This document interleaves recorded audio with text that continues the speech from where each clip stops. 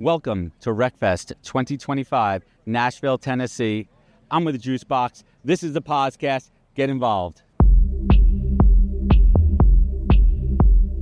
Welcome to the podcast, where we introduce you to incredible humans who share their journeys with the mission to inspire you to harness your own inner tenacity to drive your life and career forward. And now, your host, Adam Posner.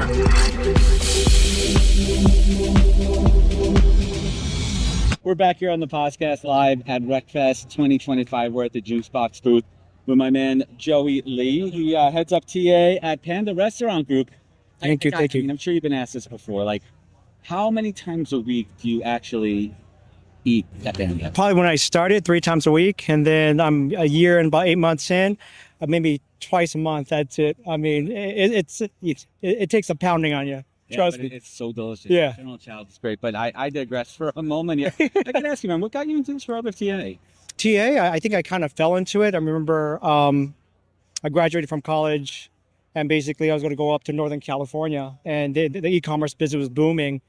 And then interviewed at a bank and for an HR assistant role, and then basically got that job. And I remember all my college friends were telling me, like, gosh, you graduated from college and you become someone's assistant, dude? But they didn't realize that to get into HR, that, yeah, you need to get a foot in the door. You need experience. So when I was HR assistant, I found out that HR has so many different facets out there, right? So, but recruiting is everything I want to do.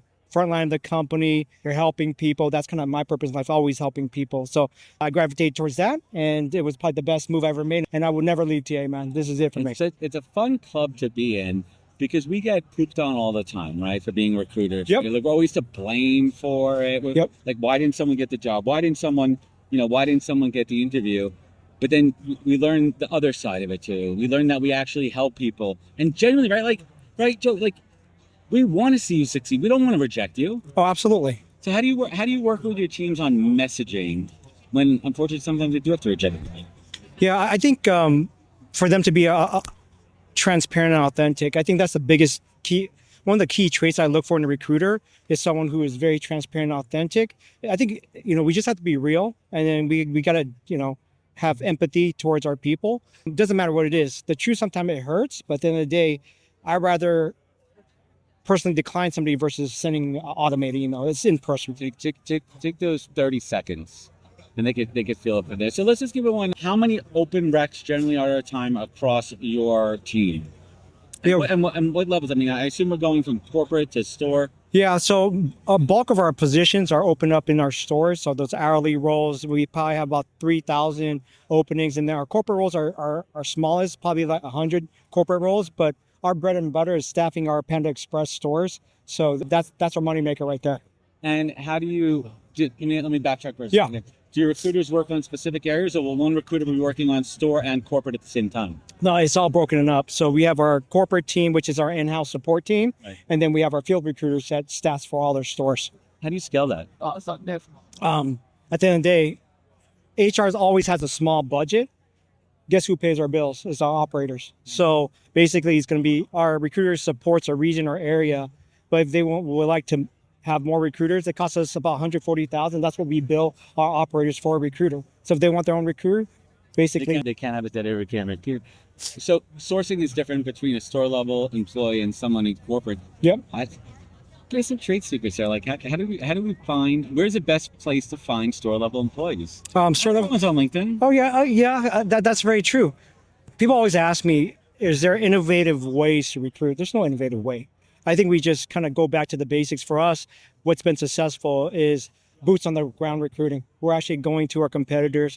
We're sitting at our competitors and we're purchasing a lunch. Don't you like and we'll just like look at the staff, and then we're like, who would you hire? And you can see their intensity, see if they're able to multitask. And then, we have conversation, like, hey, we'll have conversations and we'll give them a BOGO card, buy one, get one free card. And basically, and that's how we recruit people. It's just boots on the ground recruiting. What's your line of questioning when you're hiring recruiters? What are you looking for? Oh, absolutely. Most recruiters can probably do the job of recruiting. I look for is, what is her story? I always share with the last candidate. I'll share with you. The last candidate I interviewed, I looked at his resume. He actually can do the job. Education, fantastic.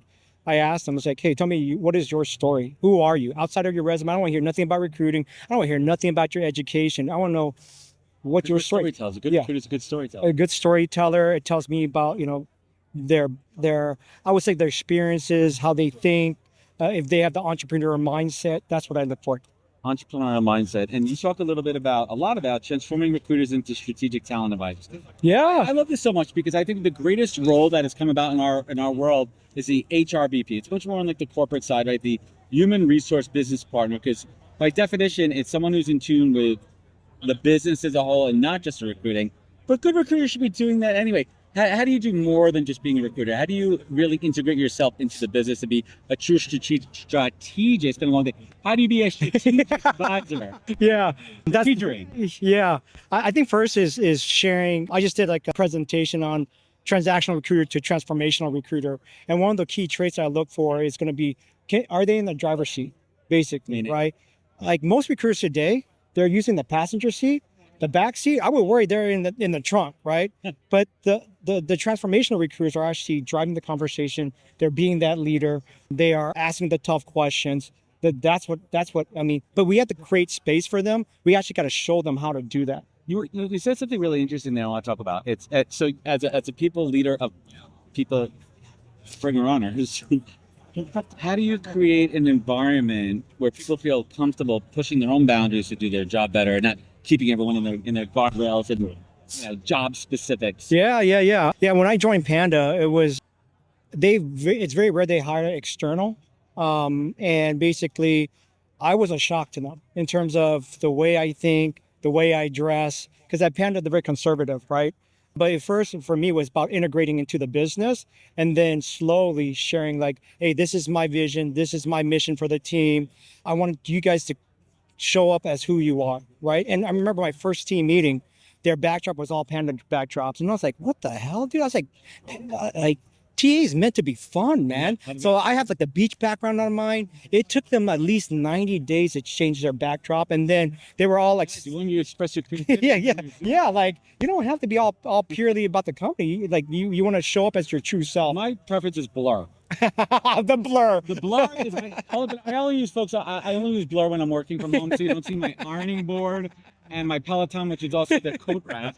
In our room there. Yeah. I'd be remiss if we didn't talk about purpose-driven, people-first candidate experience. Yep. When I read that sounds like a lot of corporate BS here. But Yep. what do we really mean by purpose-driven? What have you done to really put the experience first? I think it's providing the white glove service to people. I think you treat associates, candidates, hiring managers all the same. I think it's like I don't think we do that enough. I think sometimes it's very transactional.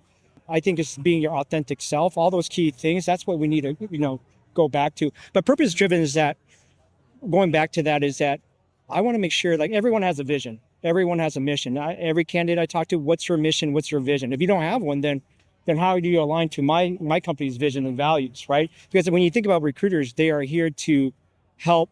Every person that they hire actually affects the company's DNA as well as the culture. And it's so neat that we want everyone. And first of all, everyone knows I've been talking about it and nauseam for the last 7 years. I hate the F word fit. I hate culture fit. That word's always there though. But I like add because how are you adding to the fabric of an organization? The way I like to look at it is a quilt, right? Everyone's a different textile, different fabric, and it all sits together. Yeah. Right. So individually they're different, but when we pull out, you have this beautiful quilt, and that's really what it's about. So. Joey, what's exciting you about this space from a technology perspective these days? Gosh, I always hear the juice box. Yeah, I'm actually meeting with them next week or so. I'm putting that plug in there.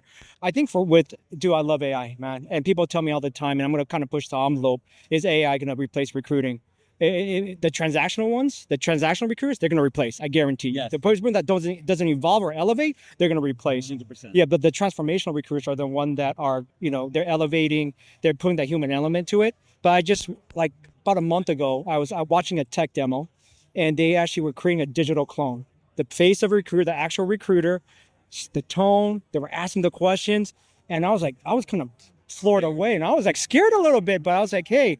That's a scary aspect. And these cerebral individuals out there, these tech guys are building and they're building and you're asking and they're building. They're trying to take over. I mean, I'm seeing that. I'm kind of going on a rant here. Yeah. I'm seeing a lot of new products that are coming out there, coming from folks that haven't spent any time in our industry.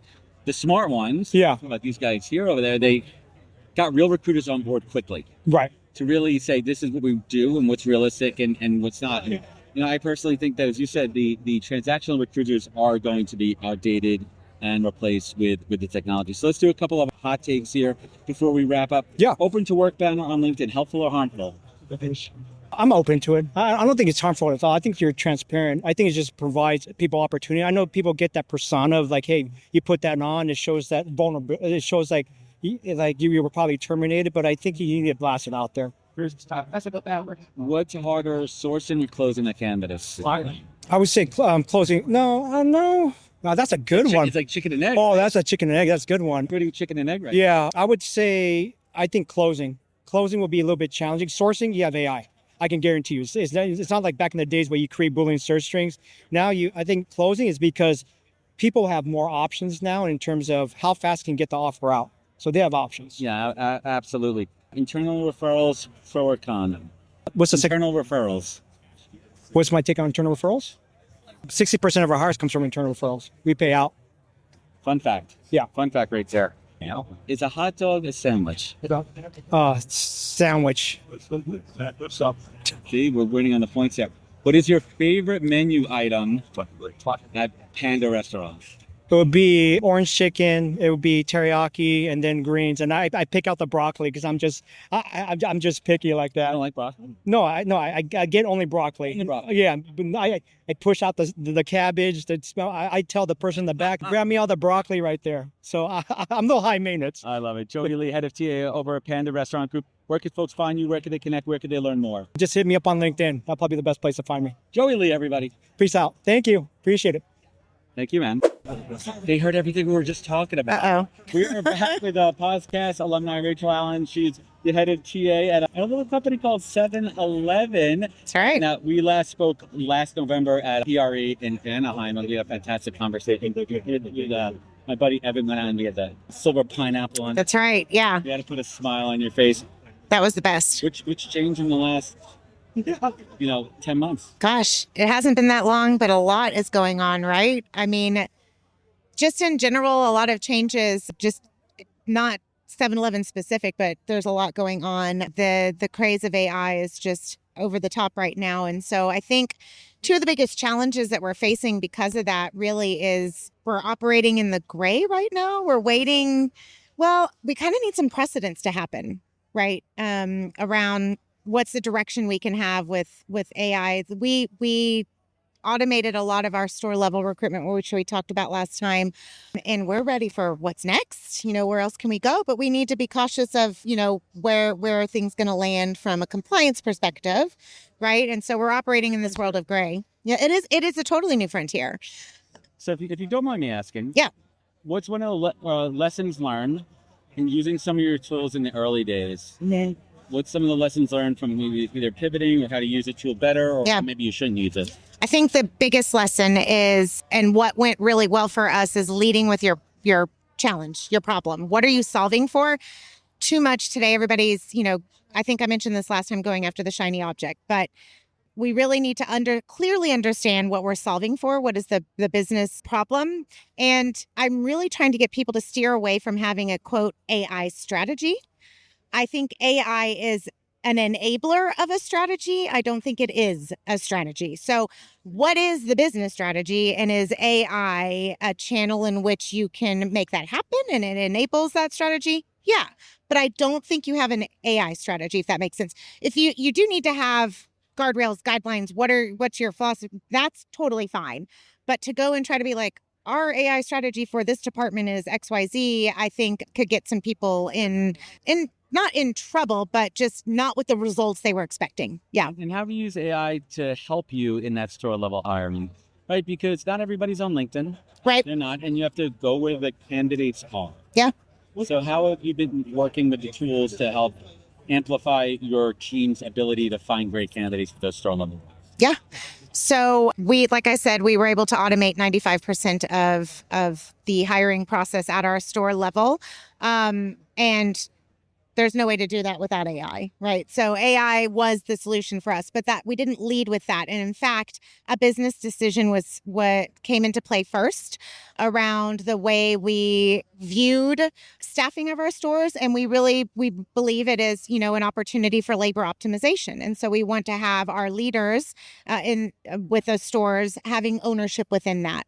So decision was made first and foremost. Bring them into the fold early on. Correct. Yep. Bring them into the fold. So I want these store leaders to be successful. What do I need to do as a COE to, enable them to do the job well when that's not the center of everything they do? In fact, it's a very small piece of the big picture of what they do. That's where we came into the, identifying a technology that works. So where do you use it in the process outside of sourcing? Are you using it anywhere in the interview process? So that is the one place where we keep it purely human. So when I say we automated the 95%, the 5% we did not is the in-person interview. For us, our candidates are our customers. The people that we hire are facing our customers. We need that part that part needs to be in person. What we do automate is getting them in the door for the interview, the scheduling, right? But the actual interview, we need them to come in. And I see this all the time, right? Like all those pieces of it, and generally speaking, not for 7-Eleven, those parts of the process that can be automated, scheduling, right? Like having that integrated, and yes, there's tools out there, but using it in the right way. Right. And I found also, when we're talking specifically about tech roles, or there's some other roles too, if you're using the AI interview tools for a lot of the initial screening, the ability to have someone interview on their own time schedule, not just in a 9 to 5 right. when the hiring manager is available. Right. That makes your team more efficient so they can have more time for the It does. So that's a really good point. We're a 24/7 operation, and our candidates apply to us at 3 a.m. Right. And then they fall into this hole and weren't able to be seen, versus using an assistant the way that we do. She engages with them immediately, no matter what time they're applying with us. Did you build did you work to build an enchantment tool? No, we use a vendor. Am I able to talk about whatever vendor we? Yes, you can mention that. We use Paradox. And so we created a recruiting assistant through Paradox, and we named her Rita, which is recruiting individuals through automation. Yeah. So Rita is our lovely assistant who helps us with all things recruitment at the stores. And she uses what the availability the store leader puts in and uses that to schedule all the interviews and stuff like that. Yeah. Interesting. Let's shift gears a little bit. I want to talk about workforce planning. And you say if hiring needs a company like 7-Eleven that could flip overnight. One day it's tech roles, the next day it's hundreds of field positions.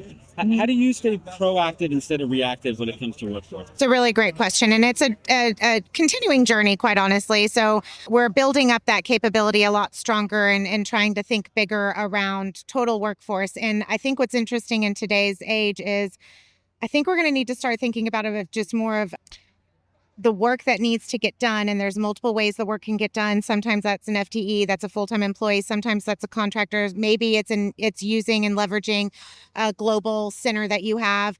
But it's also going to start being assistants, AI assistants. So when you think of total workforce, not workforce, but how is work getting done, that is now a channel that didn't used to be there. And so I think that's going to look different. The strategic planning around all of that is going to look different. And so we're trying to make sure we have a point of view and a place at the table now so that we are engaging the enterprise as a whole around how do we best get our work done. And that level, as much as you're open to sharing, what kind of signal data informs the signals that you guys are listening to and for to inform those decisions? On what to use and what not to use, or how the best channel. It depends. And there's a lot of different ways. I'm not going to share any specific data, right? But yeah, are we looking at the data? Sure. And the insights from it. Is it interview feedback? Is it speed to hire? Is it quality of submissions? What are some of those points you use to refine the process? It's all of that, right? It's also after the fact too, quality of hire, which takes some time after the person's been in role. So you're looking at turnover, you're looking at retention, you're looking at quality of hire, you're looking at all of that type of stuff to give you some hints. Let's talk a little bit about internal mobility, and everyone loves to say they support it, right? But actually doing it is another story. What have you learned about creating a real environment inside the organization to truly say, yes, we eat our own dog food, not to say eat that at 7-Eleven. But what I mean is that we practice what we preach. Sure. So one of the things that we did is we just launched a new HCM in January, and with that a new recruiting ATS. And used to, we would seek permission when an internal applied to a role. We were intentional of removing that permission, right? The approval. Instead, we want our employees to own their career and feel like a place of, psychological safety in which they can apply for what they want. Does that mean they get the job? No. Right. We're still going to talk. Correct. Interview. Yeah, absolutely. And do we care about the manager's feedback? 100%. Right. So we still want to understand, is this the right fit? Is this ready? We're still going to explore all of that. But we took away one of those barriers of permission to apply to a role. Yeah. That help reduce attrition. Have you seen any? With attrition? It was just a mere fact that, I'm in a company that supports my growth. Yeah. There's opportunities for me to move up in the organization, and at the very least, I have the ability to do so. The problem is it's a strategic initiative to focus on what we are doing to help turnover. So we're doing multiple things. To tell you what one thing has done to what has improved that, I don't know. But I do know our turnover has improved, and that was one of the things. So I'm going to go with, made a difference. All right, just a little bit off the grid, not talking about your association with the company that you work for. We could do a couple of hot takes over here too. Okay. Open to work banner on LinkedIn, helpful or harmful? I think it's helpful. What's harder, sourcing or closing a candidate?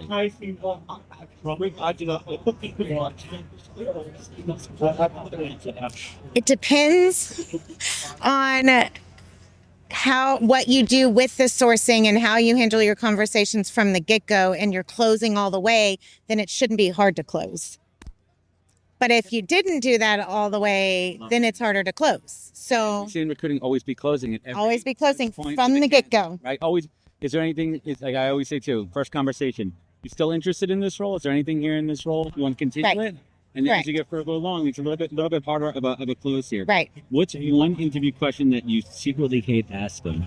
That I secretly hate asking? Agnostic of your current role at Right. 7-Eleven in your entire career, what is one question as a recruiter that you hate asking? Oh, gosh. I could tell you one I love more than I can tell you what I hate. Asking? I got this from a friend of mine, and I think it's so great, and it's my favorite question is, tell me what is the greatest misconception people have of you? I like that one.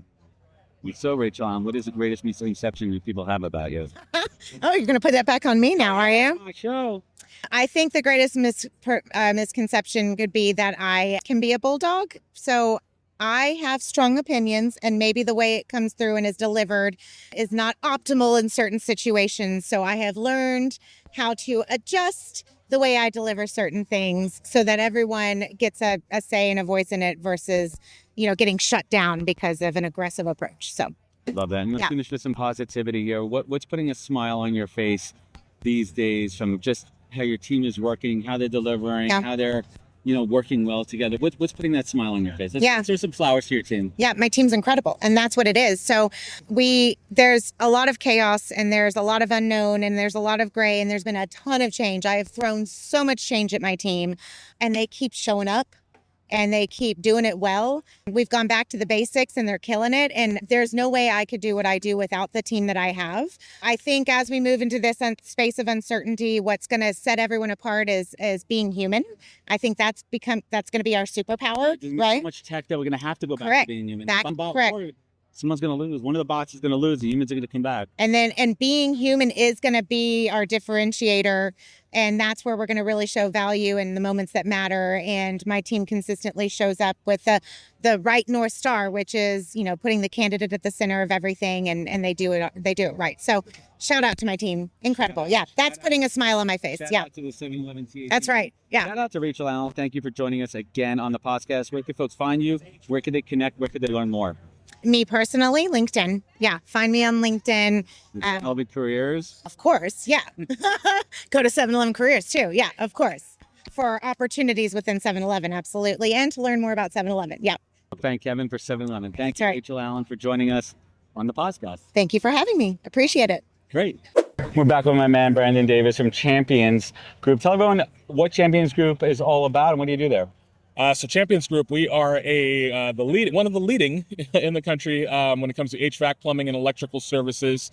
We offer those services to residential clients across the country. We have about 2,500 employees, operate in 7 states, 19 unique brands, growing at a pretty rapid rate, and we're excited to be here in the skilled trades. So what is a range of? Are you hiring also internal? You're hiring all internal functions within your organization, right? Correct. Technicians, customer service, but also executives, marketing, customer care, the whole spectrum there. Yeah. And the recruiters on your team specialize, or are they still doing a broad range across all those? Broad range across all. So the team is generally set up in divisions. So they're recruiting across multiple divisions. We have 4 divisions in our company. So got a few team members that are recruiting across all roles within their division, whether it's technician all the way up to manager. And then I have one TA specialist who focuses on early career. So we run training classes basically for our training program for folks who are looking to get into HVAC and plumbing. Oh, interesting. And we bring them on board. This year we hired roughly about 300 people into that program, and it's been growing year over year. These episodes of the podcast, recorded live at RecFest 2025 in Nashville, Tennessee, are brought to you by our friends over at Juicebox. Juicebox helps teams win the talent war, the leading AI recruiting platform that understands who you're looking for. Today, Juicebox is powering hiring at 3,000 plus customers, including Ramp, Perplexity, and Quora. Level up your team with search, CRM, and agents. Try it for free today at juicebox.ai. How do you work with recruiters? How do you train them and get them onboarded? It's a very different to recruit someone who is a technician in HVAC who may not be on LinkedIn to talking to someone in customer care or marketing or an executive that is on LinkedIn. How do you work with them from a sourcing perspective and a skill set perspective? So one of the things that I've asked the team to do is really spend time sourcing. I think that's where a lot of our candidates are. So being able to utilize the tools that we have, whether it's Indeed, whether it's LinkedIn. Some of them actually have a LinkedIn, they just don't ever go on it. Right, to contact. Yeah, so it's hard to contact. It's hard to send someone an email or connection request when they're not looking at it. Exactly. So being able to just give them the tools to source, creating different Boolean strings that will actually target specific skill sets within the technician realm that will help them to identify the top talent essentially. We also utilize a lot of trade schools, and we go out to military events, things like that, to try to source new talent into the industry. What kind of tech are you guys using for sourcing? So right now we're using Indeed. We also have right now we're using Indeed. We also have so Indeed, LinkedIn. We're using a number of other resources and tools. We're also relying a lot on, again, going back to kind of like the military. It's a lot of word of mouth marketing. Yeah. Interesting. So how do your recruiters, do they feel that the technology out there is helping them, enabling them, or are they scared that it might take some of their jobs away? I think it's a combination of both, but it's managing those expectations. So giving them the tools that are needed, but also showing them how to use those tools and how to just make their jobs more efficient is how we've been able to get the buy-in. So that's what it is. Your job more efficient. Exactly. So it's here to help you. It's not here to take your job. Exactly. When I introduced ChatGPT and Copilot, they were like, "Oh my God, this is going to take my job." But then once I showed them how to use it, they were like, "Oh, this would be great. This is helping with communications. This is helping me craft, again, search strings. This is helping me craft all these different things that I didn't know how to do before." And it's also in being inquisitive. Also, one of the fun things I was testing and learning with ChatGPT. I have an AI note taker that I use for video and audio calls, and I would take that transcript and I would say this. I would know it's an ideal candidate. As a recruiter, you know who your ideal candidate is, and I would say, based on this interview, based on here's their LinkedIn profile, I want to make an avatar of this candidate. Give me the Boolean search. Give me this too. That's how you use the ChatGPT, and you kind of reverse engineer into it. The other thing I would do is take those notes and have ChatGPT do the summary for me for the hiring managers. Yes, there's tools out there that do that. Yes. So I don't want to pay for those tools. So how do I do that as a recruiter? But I'm more curious. Have you always been in recruiting? Has this been your whole life? No. So it hasn't been my whole life. Journey a little bit. Hasn't been my whole life. No kid grows up. My son isn't like, "Daddy, I want to follow your footsteps and be a recruiter." A podcaster, yes. Both my kids want to do content creation. But no one grows up and says, "I want to be a recruiter." So what brought you into? How did you cross over to the dark side here? Honestly, it was the people side. So I started my journey 20 something years ago. I was working at a movie theater. I love talking to people, love just kind of, chopping it up with First people job, day to right? day. Yeah, I love it. I was there for 7 years. Worked my way through college for that job. Worked at GameStop as an area manager for a while. So I was more on the operations side, and then eventually I realized I think I want to do something a little bit different. Worked in marketing for a couple years, and then my undergrad is actually in accounting. So I realized quickly that's not for me. I'm not sit in front of a spreadsheet numbers person. I need to talk to people. So got an opportunity to be a recruiter, and I was like, this is great. Let's do it. And 3 months in, they made me a manager. And kind of the rest is history. It's been about 16 years now. I went into more general HR for a while, was the head of HR, and then found my way back into TA. But what is it about? Because there's a certain breed. Like, it's also an industry where I see people come in and come out, and then some people stick around. What keeps you around in this space? Honestly, it's just the constant changes and the constant challenges. I feel like year to year it changes. I mean, 2 years ago when I came into this company, it was really all about, we're not getting enough candidates. How do we get more candidates? Now it's not Increase the pipeline. Exactly. Now it's not how do we increase the top of the funnel. Now it's how do we get better quality. So even in 2 years, we've seen a shift. So how do you define better quality? Is it quality of hire? Is it quality of the candidates coming through? Like, how do you? Because that's like the other hot topic du jour. After we're talking about AI, everyone's talking about quality of hire. Yeah. How do you measure that? I don't love quality of hire, and I actually don't really like to even look at it. When I'm looking at quality, I'm looking at, okay, if I get 500 applications, how many of those can I actually pass through to have an interview with? That's a great way to look at it. To have an quality of sourcing. Exactly, quality of source. Not make the hire. If we're using the metric of the hiring manager saying yes or no, this is a good profile, I think that's a very good quality of submission. Yes. We should talk more about generally in this industry quality of submission, because quality of hire, I'm not gonna say it's subjective, and you can really quantify it with salespeople, but like other roles, how do you say that this person's better than us? Do that. I mean, it's hard. How long they stay in the role for? Yeah, but also, I mean, at what point is it not TA's problem anymore? So quality of hire. I mean, there comes a point You said that. You get 90, you get 120 days in. What did I do to make that person leave, or to make sure that person was successful in the role? That's a problem I find all the time. It's our job as recruiters to source, to initially screen, but at the end of the day, the hiring manager is making that decision. So why does so much blowback come back to TA if someone gets let go early, they didn't make it? Like, that's the hiring manager made this. It's always been like a point of contention with that. Yeah, I agree. I mean, because again, once they get to the door, yes, we can set up a great onboarding plan. We can do all this stuff to make sure that the person is set up on day one. But get to the, when you get down to it, it's the manager that's training him. It's the manager that's putting him through that onboarding process. It's the team, not to put it all on the teams and the managers. Yes, there's some guidance we give, but I'm not going to put that back on the TA team and say, hey, this one's on you, because it's not. We got the right person through the door. From there also needs some accountability. Yeah, on our side. absolutely. Brendan, your tag says head of talent acquisition. Yes. I'm assuming here, I'm going to take a wild guess that you manage people. Yes. What do you look for those really good traits, the traits and qualities of a good recruiter? Personality is one, and I hate to even say that because it's so cliche, but you got to have. No, it is important. You got to have somewhat of a personality. You People can't think you're a bot. Exactly. Yeah, exactly. Especially in today's day and age, you have to have a personality enough to captivate somebody and engage somebody quickly. Because if you think about it, people are applying, they're applying to multiple jobs. They're not just applying to one. It's usually 5, 10, 15, 20, hundreds if they're using an AI bot to apply to their jobs. So when you talk to them, you've got to get them on the hook quickly. They've got options. Let's make sure that we are able to give that elevator pitch, sell the company, tell them what we are, who we are as an organization, what we can offer, and get them to the door. And if you don't have that captivating energy, Because they're going to go somewhere else. we're storytellers. Yes. And us recruiters, we are recruiting is sales. Yeah. I don't care if you're in-house or out-house, as I like to call it, as an agency recruiter, but you're telling the story of the company. Yes. And you are pitching it, and it has to be compelling. If you can't tell a good story, Yes. you're probably not cut out for this business. What keeps you up at night in the world of TAs? Well, what doesn't keep me up at night?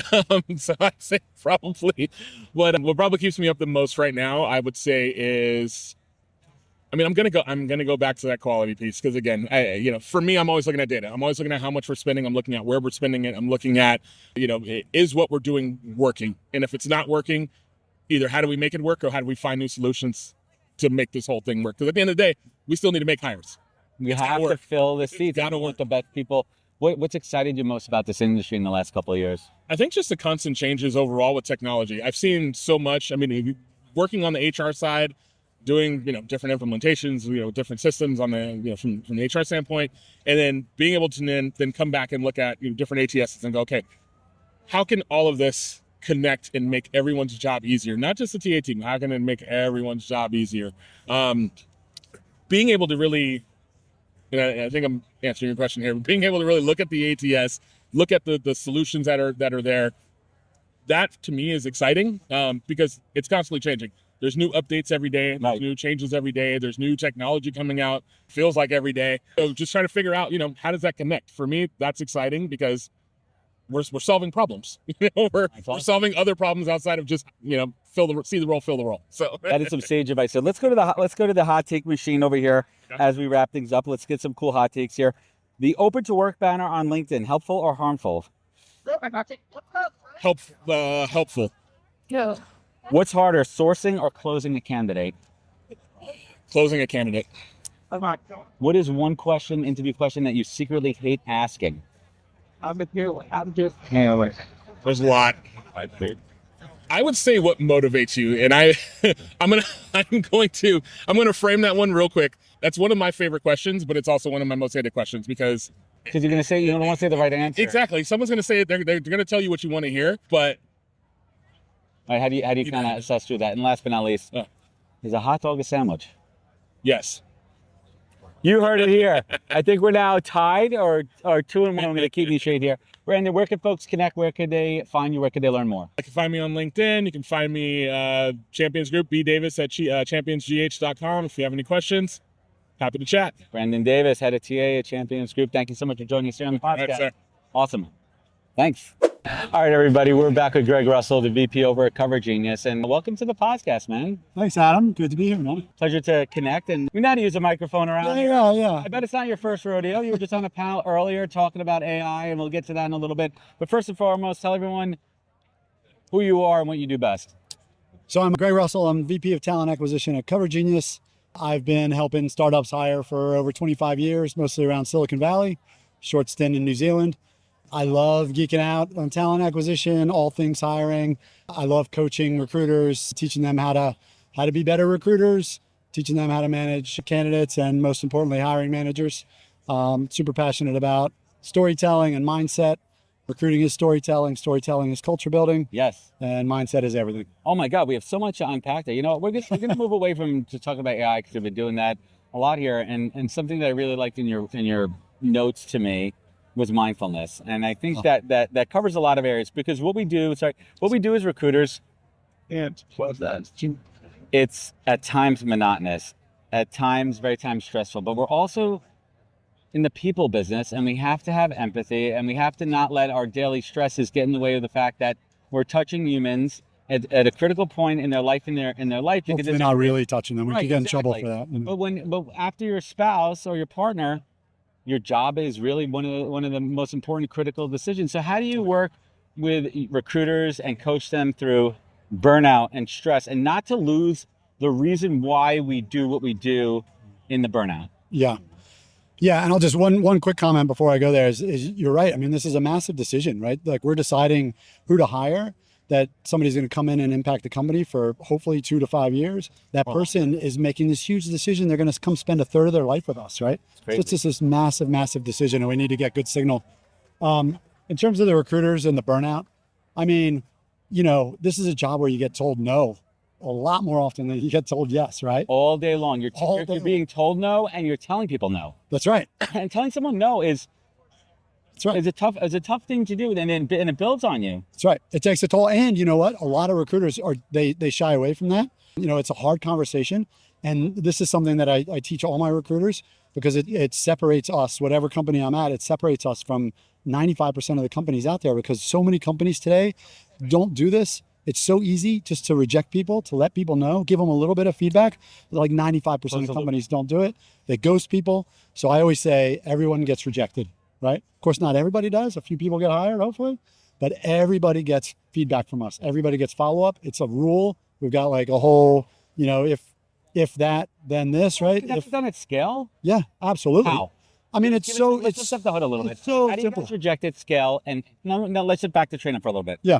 There's different. So first and foremost, personally, if someone applies to a company and the volume is so high and for some reason a company doesn't reply back, I don't consider that ghosting. I personally consider ghosting if you have an interaction with a human, either over voice, email, video, but in the same breath, it's not that hard if someone's not qualified to hit a send button. Let them know. It's not that hard. It's not that hard. And I like with the type of ghosting that you described, absolutely. I mean, that's kind of that's what people think about. And that's unacceptable, right? Like if you've talked to the company, if you talk to us and we don't get back to you, like you've had a meeting with us, like unacceptable. My head explodes. Think about that in a personal sense. If you had a relationship with somebody and they don't get it's unacceptable. But even at the, hey, I applied and 1,000 other people applied. It's simply not that hard to get you an email back, right? Even if you know this was, automated, even if you know this was a template, so what? At least you're getting the loop. So the number one comment I get from candidates is thank you. So it's like basically a variation of thank you for rejecting me. Thank you for letting me know. Thank you for letting me know. That's what I get.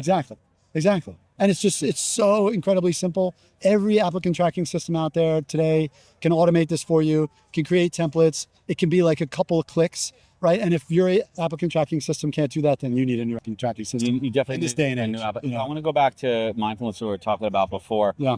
Recruiting is tough, and especially when you have to give somebody bad news. Like they put their heart and soul into the process. They're almost betting the farm on it. And guess what?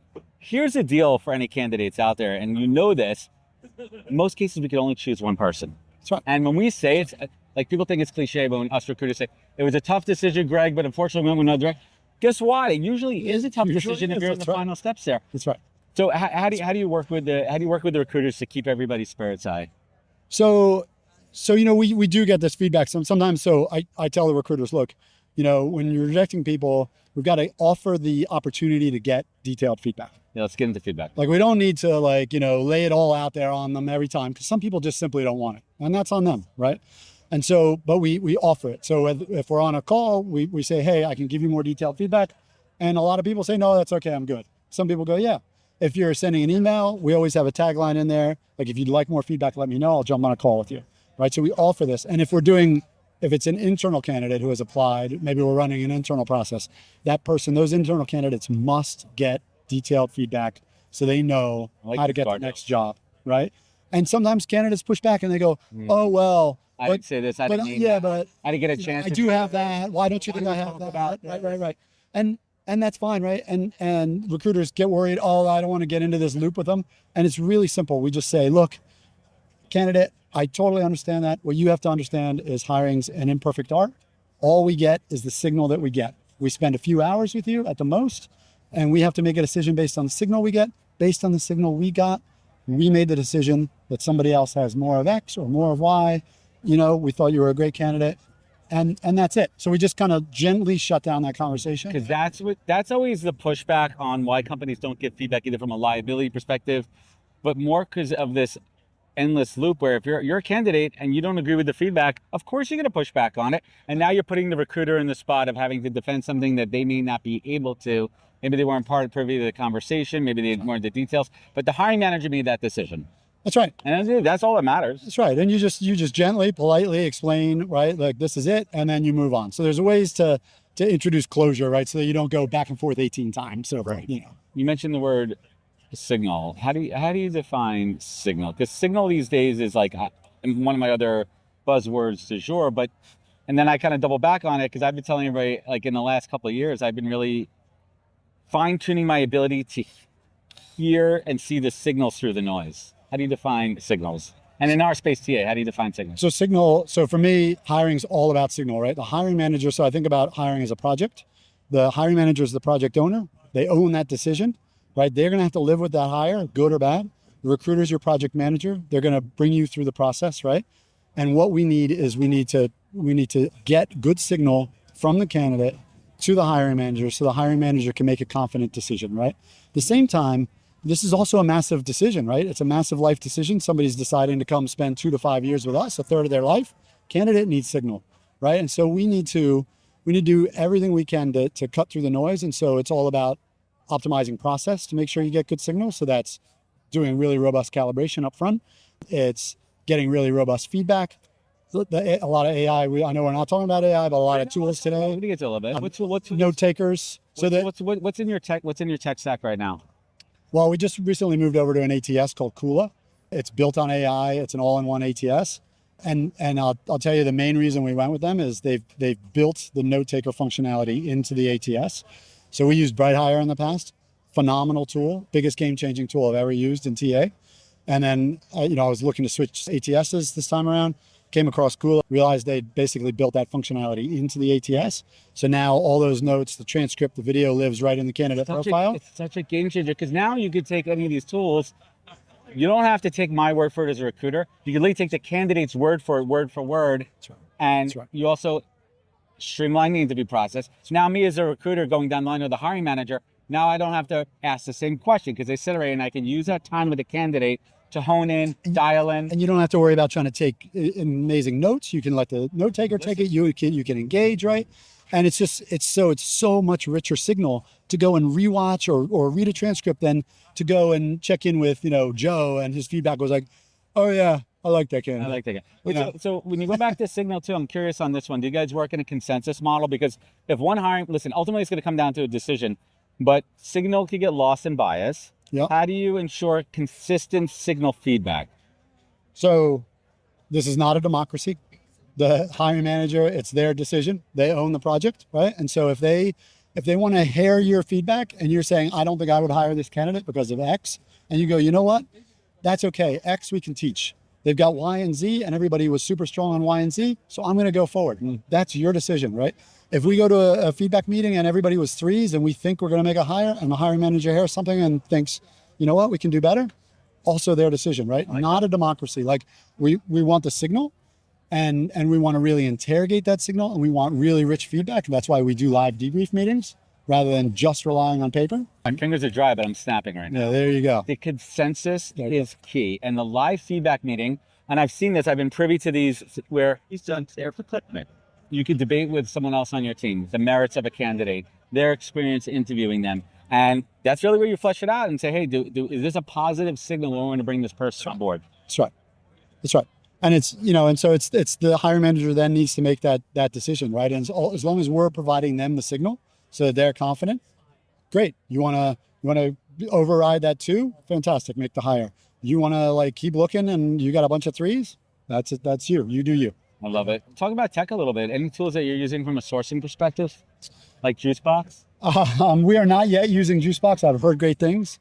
It's just, it's this, I've been doing this 25 years, right? You see these cycles of tech. It's kind of like, I think about blooming and fading, right? And right now we're just in this tremendous bloom era. AI, everything, right? A few years ago it was like, put a bird on it, Mm-hmm. Now it's like, put AI on it, right? And Put a bird on it. And there's amazing tools out there, right? Like AI everywhere. AI everywhere. And so we're going to see a lot of consolidation. Correct. It's a noisy market. A lot of these companies won't be here in a couple of years. They'll either fade away or they'll get gobbled up by someone else, right?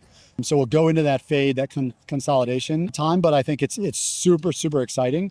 We can be scared of AI. Oh, AI is coming for our jobs, right? Or we can lean in and we can really use it to supercharge what we do. Yeah. I know which one I'm going to do, right? Well, it's interesting too, because a good recruiter will test the tools out. And I for me, and this is a plug for Juicebox, and not just because we're seeing Juicebox. I went through a recent health situation, and my available work time was limited. So as a recruiter, I needed to find ways to make myself more efficient, and I leaned in on tools like Juicebox with constraints and with guardrails around the sourcing. And what I was able to do is fine tune the system to help with the shortlisting, but I was still doing the outreach. Right. So when the system learns, when the system gets better, it allows us recruiters more time for the human side. That's right. Now, the whole thing is integration, onboarding, and actually utilizing it in the right way. Because if you're not using it in the right way, then folks are using it as a crutch and not a tool. But have you found folks in your team asking to try more tools or for testing them out? Yeah, for sure. I mean, I think one of the wonderful things about the team, CoverGenius in general, and my team there is we're very kind of tech forward, very AI forward. So as a company, we've had a mandate to lean in.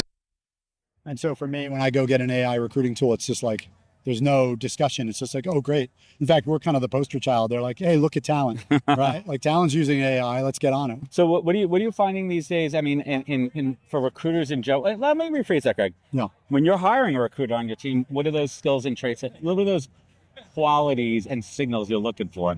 The qualities and so the signal. So there's a few things that I look for in a recruiter. So ability to tell a story, recruiting is storytelling.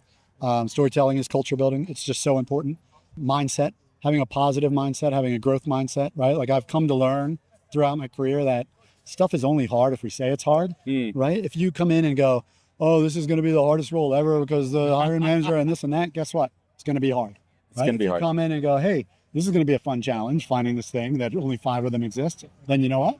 It'll be cool, right? It'll be fun. So mindset's super, super important. And I think today, recruiters who are willing to lean in and try new technologies, because, it's not always easy to find those recruiters. Recruiters are sometimes, like very kind of stuck in their ways and don't want to try. We are a stubborn. So Greg, We are stubborn people. Dude, you've been in this industry for 25 years. If you weren't doing recruiting, what would you love to be doing to put food on the table? What would, like, if switch careers up, like. Well, I mean, that's such a good question. I don't know. Like if I could just wave a wand and have any talent, I don't know. It might be like have a Michelin-starred restaurant or something. I think that'd be cool. What kind of cuisine? I love all kinds of food. Well, you're in the Bay Area, man. This is great food. Yes. Noma's on my list. I got to get up there to Napa. I got to hit up Noma. Yeah. And French Laundry. Yeah. You got to do those. French Laundry. Yeah. There's so much good food in the Bay Area. It's ridiculous. Well, Greg, I want to thank you so much for joining us. But before we let you go, it's time for some hot takes, everybody. Let's go to the hot take machine here. What is it? What's one interview question? Oh, I love how automated this process. What is one question that you secretly hate asking? One question I secretly hate asking? Something that you have to ask every candidate that you hate asking. I think especially there's a lot of jurisdictions now where you can't ask what people are making, right? And I think that's great. The pay transparency stuff is great. It's just, it becomes this song and dance, right? It's like, hey, candidate, so how much are you expecting? How much do you want to make? And they're like, targeting? Well, I see that you posted it up to 180, so I want 180. Surprise. I got to say something. New York State, we follow the New York compliance laws. I have never met a candidate who has not asked for the top of the maximum salary. And then it puts you as a recruiter in this weird position because we also know, we know market values, we understand the rules. We also know if a candidate, based on their experience, is at the lower end of the spectrum. And then you have to manage that conversation. We kind of know where you're managing expectations. That's right. That's right. And it's not super hard or anything, right? But it's going back to that mindset, But it's just like, it's kind of annoying because you have to like play this whole song and dance, Greg, let's leave us with some words of wisdom here. What is the single greatest piece of career advice that you have ever received that you pay forward? Oh, man. I think the biggest thing I ever learned, so I had a business partner really who taught me this. I had a RPO shop for 10 years called the Mitchell Lake Group. And one of my co-founders, Faden Stahl, I'll give him a shout out. He really taught me so much about leading people and managing people. And for him, it was just all about like, you treat people like adults, right? You treat people like grown-ups. It's so simple.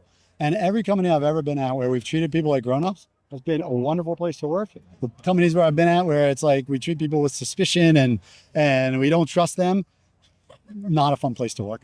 I feel you on that one. Anyway. That's some sage advice out there. Greg Russell from CoverGenius. Where can folks find you? Where can they connect? Where can they learn more? Find me on LinkedIn. That's where I hang out. That's where us recruiter kids hang out. Where all the cool kids. All right. Hit me up on LinkedIn. I'm always up for talking shop, geeking out on TA. If you're in the Bay Area or Australia or Vancouver or any place that we're hiring and you're interested in getting into insurtech, come check out all our jobs on CoverGenius.com. Yeah, thanks so much for having me. I really appreciate it. It's been fun. Greg Russell, everybody. Thanks, sir. Pleasure. Yeah. Thank you. Wisdom is forever, but for us, it's time to go. Thank you for joining us. Luckily, we'll be back with our next episode soon, jam-packed with more incredible humans. Thank you for listening, subscribing, and sharing. To join the conversation, search the podcast on LinkedIn. And to catch up on past episodes and more info, please visit www.thepodcast.com.